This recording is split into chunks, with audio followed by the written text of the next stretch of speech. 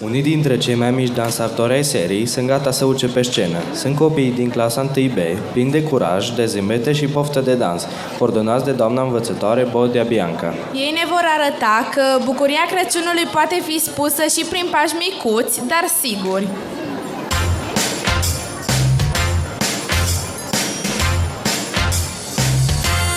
De Crăciun, de Crăciun, să ne iubim, să fim mai buni.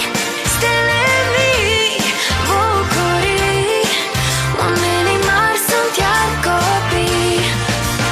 Crăciunul e ca o poveste cu miros de brad. Am așteptat cu nerăbdare să fie totul art. Barba lungă, părul de argint, e chiar moșul cu sacul plin. Oh, oh, oh, oh, pentru toți are un cadou. De Crăciun, de Crăciun, să ne iubim, să fim mai buni. Stele mii, bucurii, oamenii mari sunt iar copii. De Crăciun, de Crăciun, să ne iubim, să fim mai buni. Stele mii, bucurii, oamenii mari sunt iar copii. De Crăciun.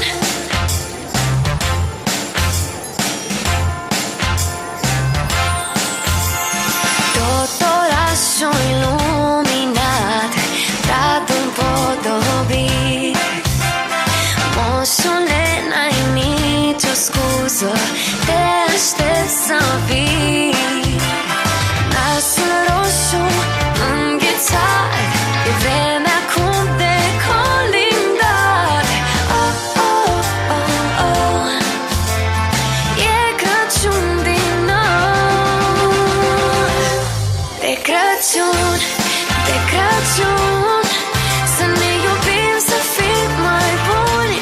Stele mii, bucurii, oamenii mari sunt iar copii. De Crăciun, de Crăciun, să ne iubim, să fim mai buni. Stele mii, bucurii, oamenii mari sunt iar copii. De Crăciun, de Crăciun, să ne iubim, să fim mai buni. Stele mii, bucurii, oamenii mari sunt iar copii. De Crăciun, de Crăciun, de Crăciun,